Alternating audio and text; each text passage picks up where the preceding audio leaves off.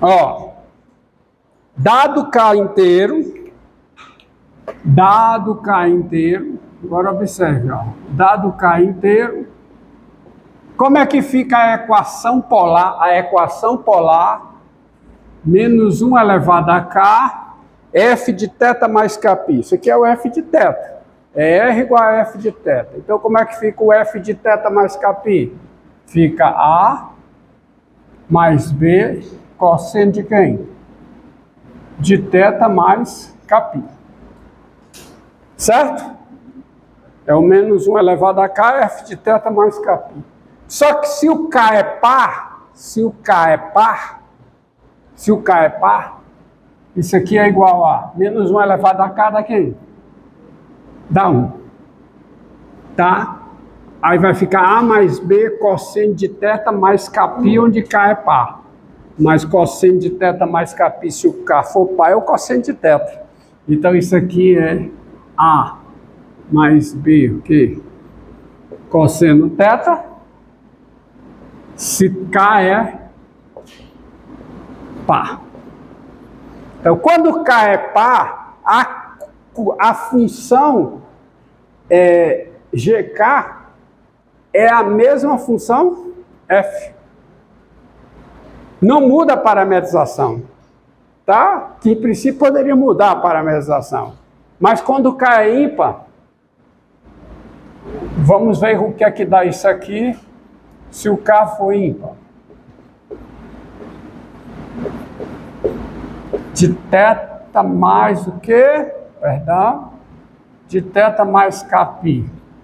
Tá certo? Se o K é ímpar. Se o K é ímpar, menos 1 elevado a K dá quê? Dá menos. Então fica menos A mais B cosseno de θ mais Kπ. Mas se o K é ímpar, por exemplo, quem é o cosseno de θ mais π? É menos o cosseno de θ. Quem é o cosseno de θ mais 3π? Menos o cosseno de θ. Então fica B vezes menos o cosseno de θ. Ou seja, isso aqui dá menos A mais menos A mais B o quê? Cosseno de θ. Isso aqui, se o θ é o quê? Se o θ não, perdão, se o K é ímpar. Que é uma função diferente, tá certo? Que é uma função diferente, mas vai descrever a mesma curva. Se não veja, ó, se não veja, tem que descrever, eu já provei que tem que descrever, descreve a mesma coisa. Eixo polar, ó. Eixo polar. Vamos lá. Π sobre 2. 3π sobre 2.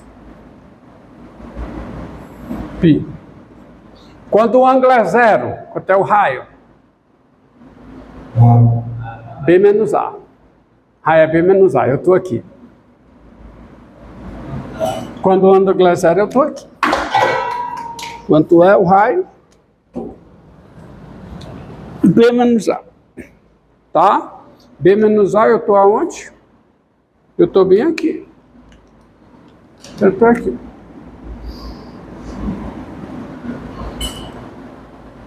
Tá? Tá? Tá? Quando o ângulo é zero. Quando o ângulo é π sobre 2? Menos A. Menos A. Quando o ângulo é π sobre 2, eu estou com raio menos A. Então, o ângulo está aqui, mas eu estou aonde? Aqui. O que é que está acontecendo?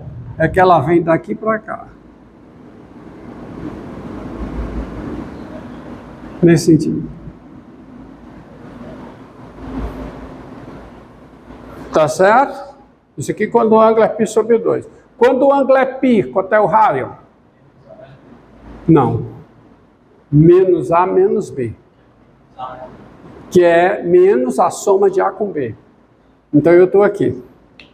Vamos para cá. Eu venho para cá.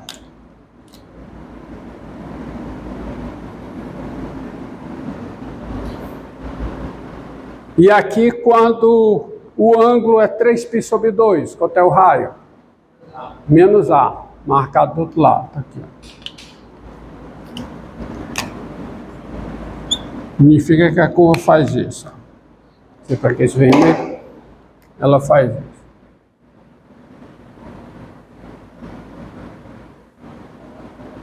Tá certo?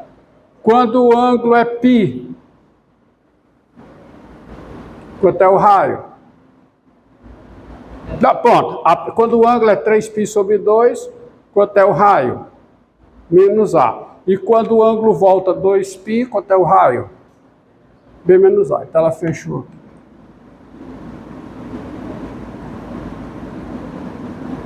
Na mesma curva?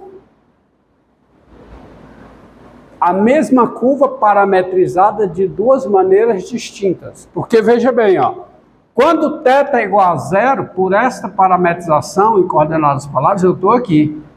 Mas quando, nessa parametrização aqui, quando θ é 0, eu estou onde?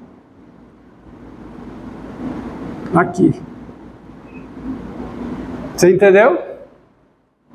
Aqui eu estou quando θ é igual a quanto? Quando θ é igual a π. Quando θ é igual a π, tá certo?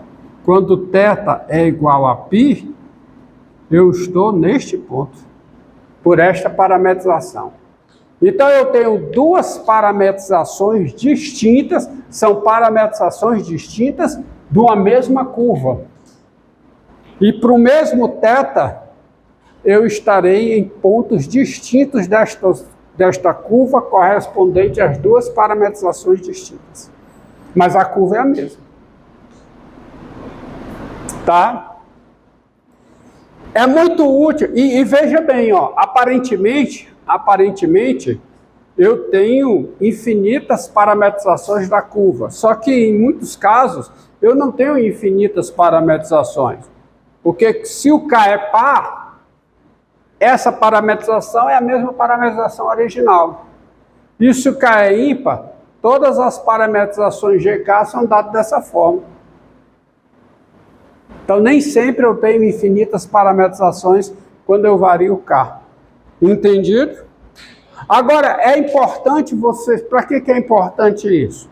Para, por exemplo, você encontrar intersecção em coordenadas polares. Porque, observe o seguinte, você já sabe que para encontrar a interseção dos gráficos de duas funções f e g, basta você resolver a equação f de x igual a g de x. Dentro da intersecção dos dois domínios. Você resolvendo a equação f de x igual a g de x, você encontra todos os pontos de intersecção entre os gráficos das funções f e g. Tá certo? Mas isso você verá aqui que não é verdade em coordenadas, não necessariamente, quer dizer, é verdade em coordenadas polares. O que eu quero dizer, ó, vou pegar um exemplo aqui. Supõe que eu tenho duas coordenadas, duas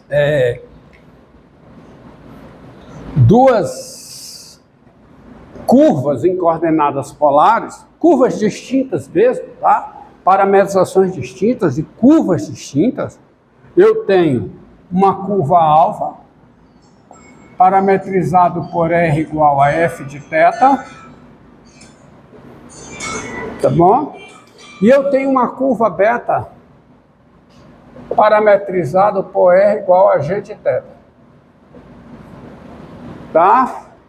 Uma curva parametrizada por esta equação e uma curva beta parametrizada por essa. E suponha que o desenvolvimento dela, o traçado dela com a variação de θ, seja o seguinte, ó. Suponha que aconteça o seguinte.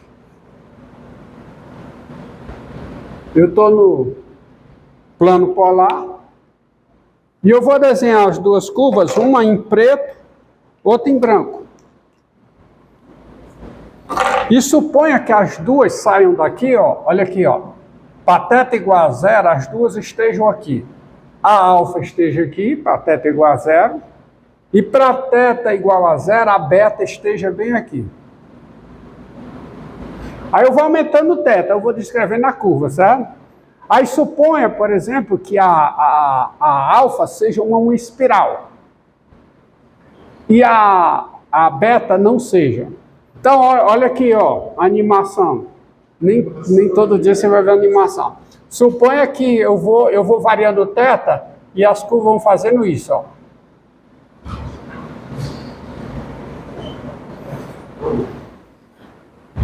Tá? Eu vou variando o θ e as curvas vão fazendo isso. Vou variando o θ, tá? Então, até aqui e as curvas vão fazendo isso aqui. Essa curva vai. Tá certo? Entendido? Você pode até pegar que essa daqui faz isso aqui. Por exemplo.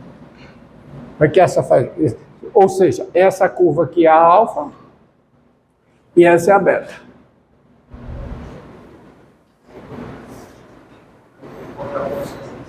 Encontrar esse ponto de intersecção aqui, ó. Encontrar esse ponto de intersecção.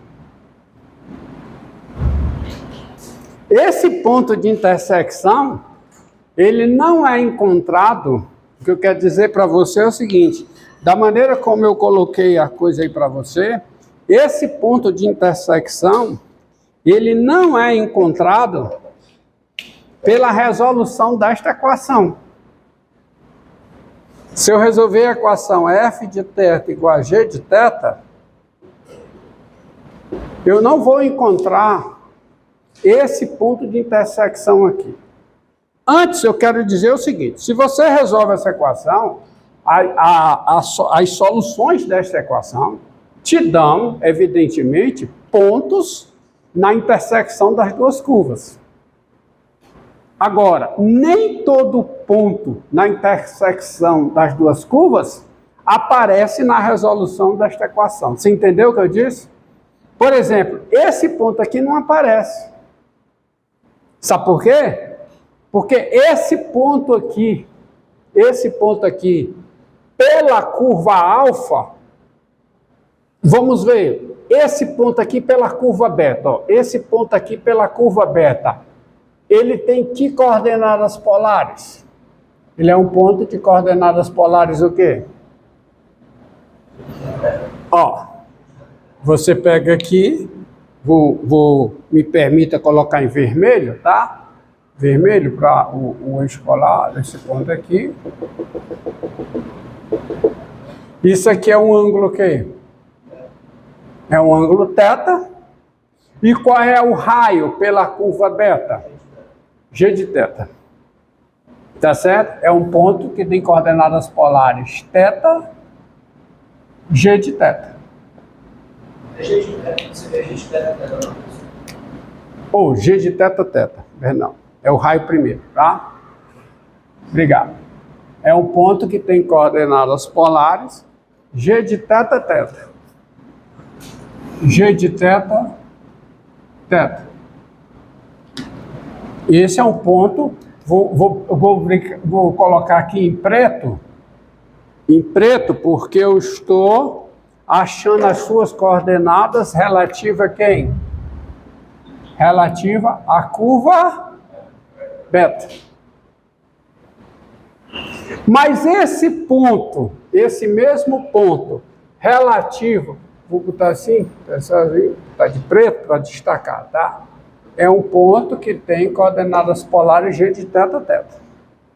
Mas se eu for atrás das suas coordenadas polares relativa à curva alfa, ele tem que coordenadas polares relativa à curva alfa? Ele tem que coordenadas polares? Não, é 2. Quem é o ângulo? Quem é o ângulo aqui que dá o ponto na curva alfa? Ó, para alfa, para chegar em alfa, eu dei uma volta e mais um pouquinho, ou seja, o ângulo aqui, quem é? É θ mais 2π. Então, esse mesmo ponto, ele tem coordenadas polares relativas à curva alfa, igual a quê? A f de θ mais 2π,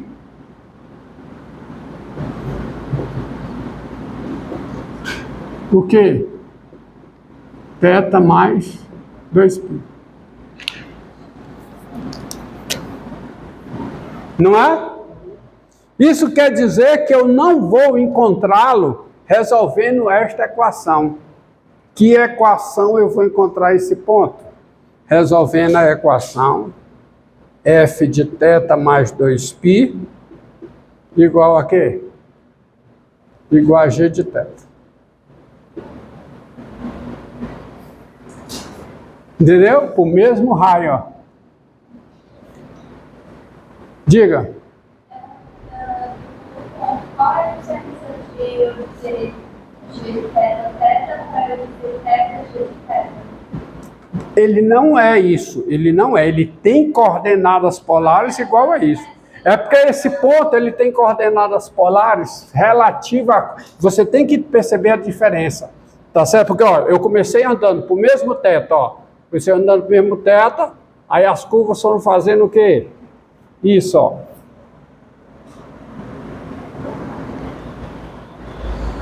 Então, é porque são maneiras, uma mesma curva, ela tem maneiras, vamos ver aqui, tá certo? Depois eu pego isso aqui. Primeira coisa que você tem que observar é que, segundo essa descrição, esse mesmo ponto aqui, ele tem coordenadas polares g de θ, se θ é esse ângulo, quanto é essa distância relativa à curva alfa, relativa à curva beta, quanto é o raio, quanto é? G de θ. Então ele tem coordenadas polares g de θ. Mas ele também tem coordenadas polares o quê? Relativa à curva beta. Para eu chegar nele relativa à curva beta, ele tem coordenadas polares g de θ. Mas relativa à curva alfa, ele tem coordenadas polares o quê? O ângulo, qual é o ângulo que dá esse mesmo raio? Qual é? Relativa a alfa. É o ângulo θ mais 2π. E qual é o raio? G de θ mais 2π. Aí nas coordenadas polares eu localizo o primeiro raio e depois o ângulo. Tá certo? Mas o importante aqui é que eu vou encontrar esse ponto de intersecção não resolvendo essa equação, e sim resolvendo essa. E isso aqui, veja bem, isso aqui sai de uma outra parametrização da curva alfa. Porque a curva alfa também era parametrizada por esta equação aqui, ó. R igual a menos 1 elevado a 2, tá certo? Menos 1 elevado a 2, tá certo? Menos 1 elevado a 2, que dá 1, vezes, né? F de θ mais 2π. Que é uma outra parametrização, isso aqui é uma outra parametrização da mesma curva alfa. E é igualando essas duas que eu vou usar o quê? Que eu vou encontrar esse ponto. Moral da história, se você tem, vou colocar aqui, a curva alfa descrita por essa parametrização, a curva alfa descrita por uma parametrização R igual a F de θ, e a curva beta descrita pela equação R igual a G de θ, para você achar todos os pontos de intersecção entre essas duas curvas, não basta resolver a equação F de θ igual a G de θ. Você tem que resolver cada equação que eu vou colocar aqui, que é a equação menos 1 elevado a k F de θ mais